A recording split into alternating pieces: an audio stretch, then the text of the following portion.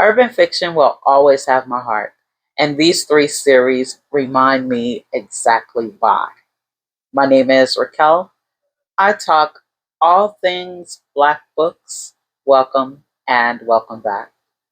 So, in today's video, we're going to talk about three book series that I read. Now, these three book series, there are kind of levels.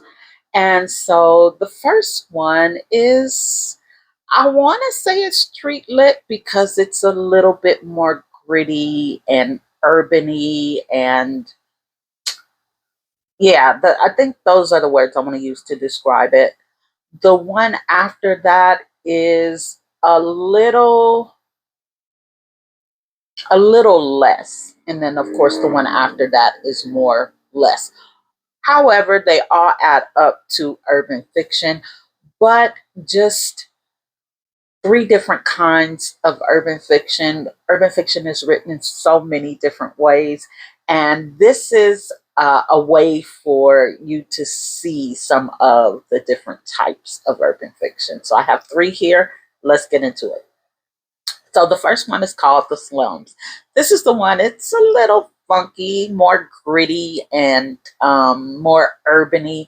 It's called The Slums. It is by Kutura B, and this is the more or most gritty one. It is about a group of people who live in the projects. And these people have so much going on. So the main characters is three female main characters, and then you have a lot of other people who are in the mix. So you have Tasha, Mickey, and Drecka. Tasha and Mickey are sisters. Tasha and Drecka are best friends. Mickey and Drecka don't get along because of a guy named Butter. So the book starts out with Tasha, and we get to see who Tasha is. Tasha lives in the project. She has three children, two little girls and one teenage boy. She has a boyfriend named Shad. Shad is the kind of guy who would eat the last bowl of cereal for her kids. He's the kind of guy who goes out for days at a time and then come back like she didn't have to work and you didn't have her car.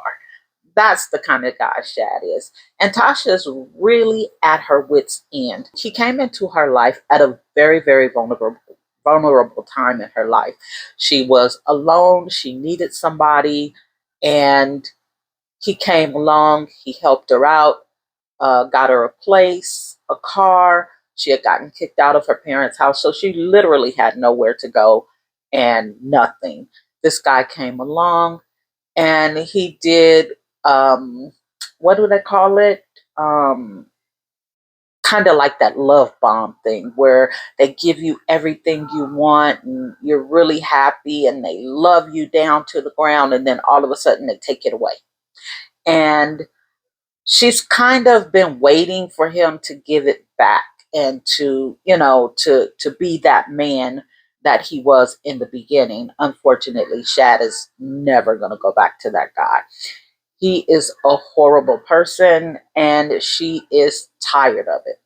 So prior to her getting with Shad, she was with a guy named Coogie. Coogie was her first love. He went to jail. And so at this point, he's been out of jail for some time, but she's been with Shad. And Coogie's been telling her, drop that dude. I'll set you up. I'll make sure you have everything. I want to treat you right. I want to, give you a house and just all the things that she want to hear. But her trust issues are so bad. She doesn't want to believe him.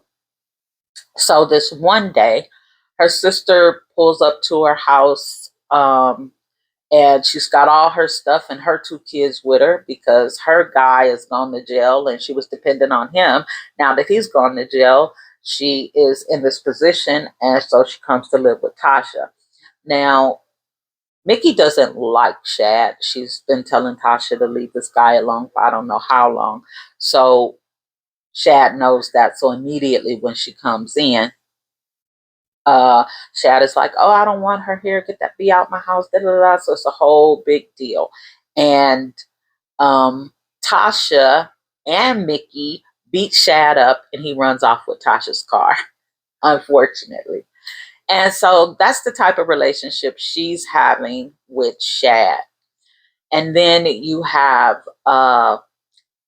Drekka, who also lives there in the projects. And Drekka's that girl who's on the porch, talking on the phone and hollering at everybody who goes by. Hey, girl, you having tacos? Give me one of them tacos. Just that's a Drekka. She's the everybody knows her. She knows everybody, right? And so Drekka's messing with this guy named Butter. Now, Butter is the guy who Mickey used to mess with when she lived with Tasha before, when this same situation happens to to Mickey over and over again. So when she comes back, she knows everybody. Now Drekka's a little bit jealous because Mickey is one of those girls. She's that girl. Just put it that way. And so Drekka automatically knows here she comes and she's going to want my man. So they immediately, have an issue just upon seeing each other.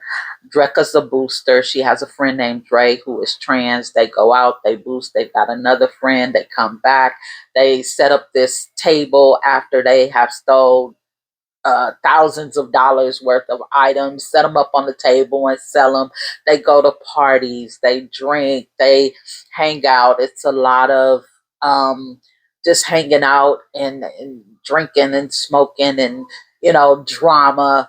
Oh my God, I wish so much that I could tell like specific incidents. It is just so much happening in this book. But let me say that uh, Tasha, unfortunately, well, Tasha winds up kicking Shad to the curb. Shad gets with Pinky, or Shad is hanging out with Pinky, and he's still trying to get with Drekka. Um, Tasha's on her high horse because now, what's her name? Coogee is taking care of her. He then brought her and her kids to this nice house, and they are ecstatic because they have green grass. So it is a stark different from where they live to where they have gone, well, where they were living to where they now live. And so Drekka, she's wearing her designer clothes. She is happy. And every time something happens, she's on Coogee's neck, and it's not because of anything Coogie's done. It's because what happened when she was with Shad. So there's a lot of drama there. And then you've got Drekka and Mickey going back and forth over this guy. And Drekka got another guy, and plus her child's father. Her child father sets her up so cold. It is so terrible, but he sets her up so bad. And I just Oh, Drekka gets pregnant. We don't know who the dad is because Drekka is open door Drekka. um, Shad is in the closet. He's hiding in the shadows, shall I say. And this is just really, really a drama filled book. If you like messy, and if you don't mind messy to the 10th degree, that is this. Because when you get to talking about um, being in the projects, they really, really get down, dirty, and messy. So if that's your thing, check out The Slums by Kutura B. Um, when I first started to read it, I was kind of like, oh, okay, I see what this is, because it is gritty. There is stuff in this book that I'm just like, oh, really? No. This book is I would call this street lit for real. It is something else. Okay, that's enough of that, because I could keep going on, but I can't really say much because everything that happens in the book, it is like, oh my God. Drekka and Mickey aren't friends. And then she gets into it with her sister Tasha. So she finds her another friend. She's got another friend whose name is I can't remember, but she becomes friends with somebody else. Drekka and Tasha gets mad at each other. They get mad at each other because Drekka got into it with Mickey, and Mickey is Tasha's sister, so they stop being friends. Drekka is really, really messy. She is behind the scenes, pulling strings, making thinking things happen, and smiling in people's faces like none of this stuff has happened. I'm telling you, if you like down, dirty, gritty, messy, this is it. Then we have book number two, which is my favorite out of all three. Is not as gritty. As a matter of fact, I feel like the name doesn't actually fit the book. The name of the book is Dem Boys from the Bottom. So with a name like that, I expect them to be, I don't know, thugs, drug dealers, assassins, and the mafia, uh, doing heists. I expect something. No, these are four young men who are living their lives, right? So you have Taliban, who is, I believe, 32. He is the older brother. These are four brothers. Taliban is the older brother, and he is taking care of his younger siblings because their parents are not in the picture. If you read the book, you'll know why. I'm just going to leave that out of it. Their parents are not in the picture. And so Tedman, who they call Ted, is 25. Ted goes to work. He takes his paycheck. He womanizes. He smokes weed. He parties. He comes home and he does it over again. That is Teddy. But he's not doing anything. I mean, he's just being Teddy, basically. Um, if you didn't know that Taliban was their brother, you would swear he was their father because that is the energy he gives off. Get your feet off the couch, sit up, pull your pants up. Oh, did you do your homework? Like, this is Taliban. I love this story. It also has an underlying theme that I'm not going to mention. If you read the book, you'll know what it is or what they are, because, of course, there's more than one. But I love this book.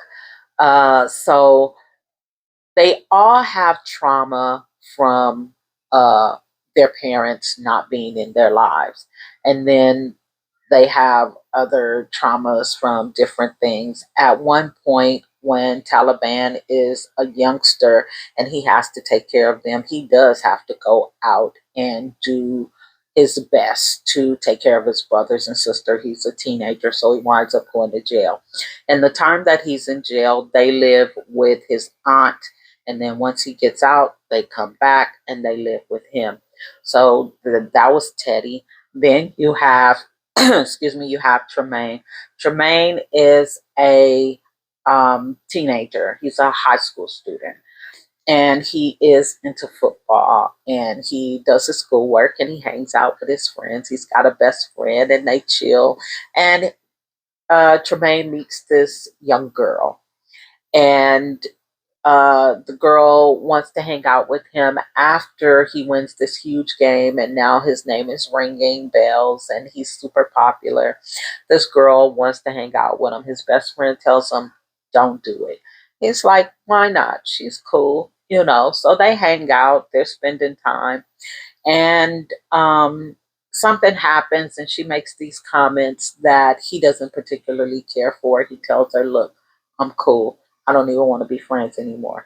She tries to press herself on him anyways, and she sees that he's seriously not going to have anything to do with her. She tells him, I'm going to make your life miserable, and she proceeds to try and do that. Then you have Tahib, who they call Tad. Todd. They call Todd. Todd is young. He's a middle schooler. And he goes to school and he comes home. He does his homework. He's quiet. He's laid back. He doesn't get into a lot. He's just a laid back kid. Each one of them have a relationship with each other. So each one of the brothers have a relationship with Todd, especially because he is so young. They all take time out with him.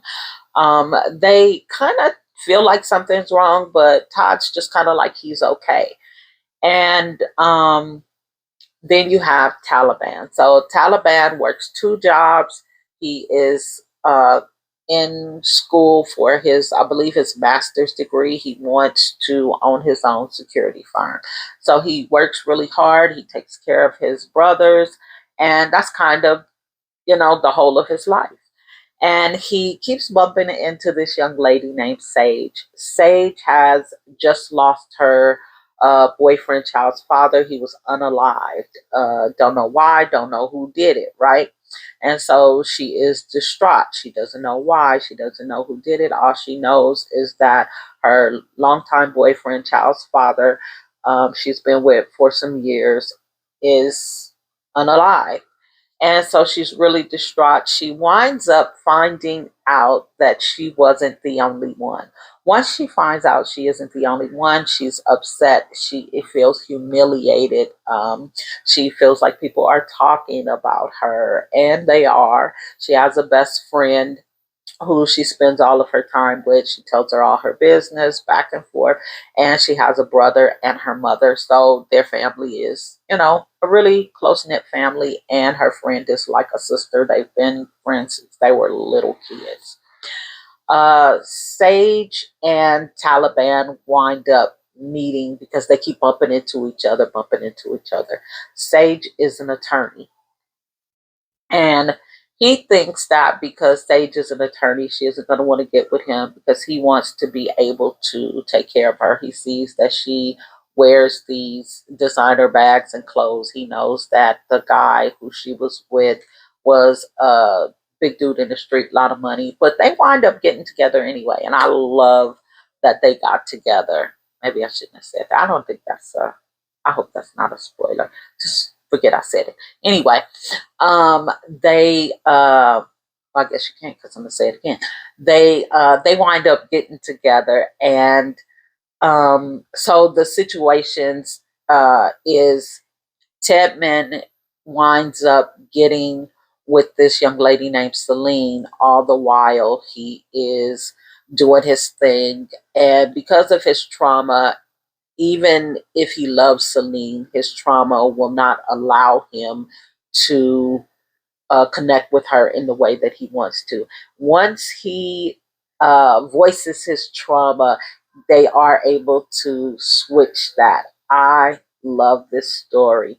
It is so great. What I can say is that Taliban does a awesome job of raising these guys or of just parenting them. Let me say that. And I think that he deserves happiness. There is a spinoff to this. It is called Straight Out of Dade County because this happens in Florida. I love this story.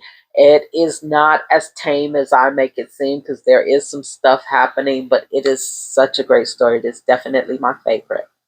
And then last but not least, we have Law, which I talked about before because I fell head over heels in love with Law.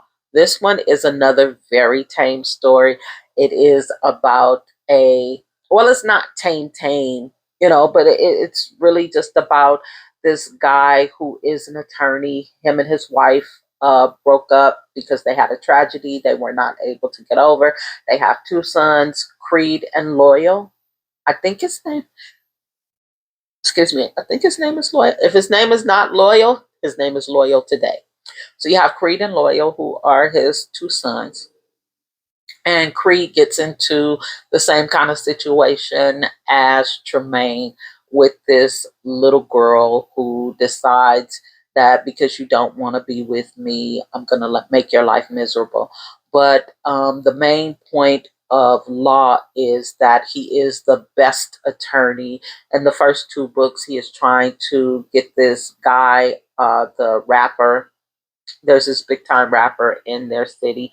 He's trying to get this guy off, and something happened where he isn't going to represent the guy, and pretty much the city gets mad at him because this is their hero. He is trying to, him and his wife is trying to make their marriage work, and his son gets into this thing, but of course he is an attorney, so he doesn't have to worry about that. But the biggest thing is his father was unalived when he was a young child. He went to go live with his grandmother immediately after that. His grandmother lost her life, and nobody knows why. And then he goes to live with this guy named Dutch, who is the best friend to his father. So his father is the number one dude in the street. Dutch is number two. His father is unalived, and now Dutch is number one. Dutch has a son, Cross, who Cross and Law, or his name is Seven, but they call him Law. They grow up together, sort of like brothers. They both get the, best of the best. Cross is a terrible criminal, and I say a terrible criminal anytime you're a criminal and you go to jail back and forth, you're not good at it, so you're a terrible criminal. So he turned out to be a terrible criminal. Law turned out to be an attorney. And so at this point, Dutch does play favoritism with them and kind of pits them against one another in a very minor way, but he does it.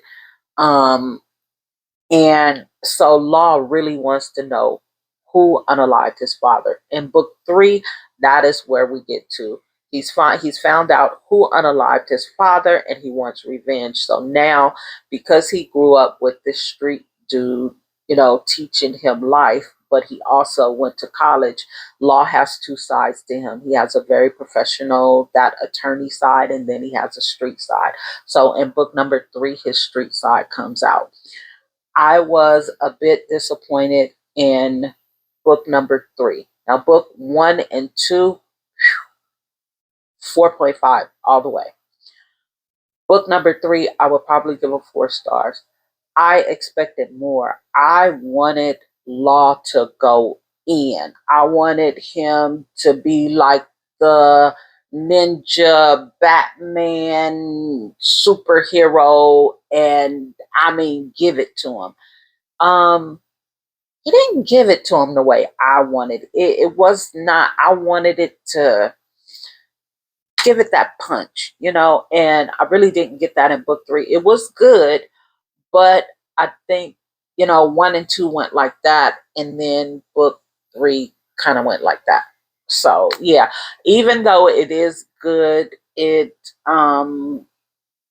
yeah, didn't do it. In both books, Dem Boys from the Bottom and Law are both by Diamond D. Johnson. And if I didn't say it before, The Slums is by Kutura B.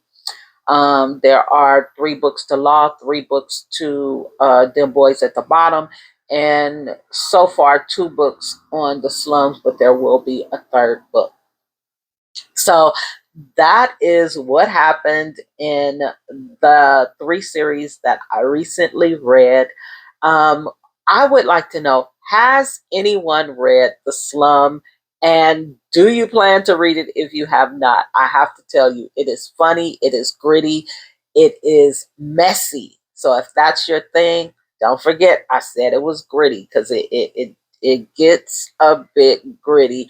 Like, I kind of was like, yeah, it gets a bit gritty, but it's good. Um, yeah, so let me just say, if you enjoyed the video, don't forget to give it a thumbs up and do all of the YouTube things like comment, share, subscribe. And until next time, see you soon.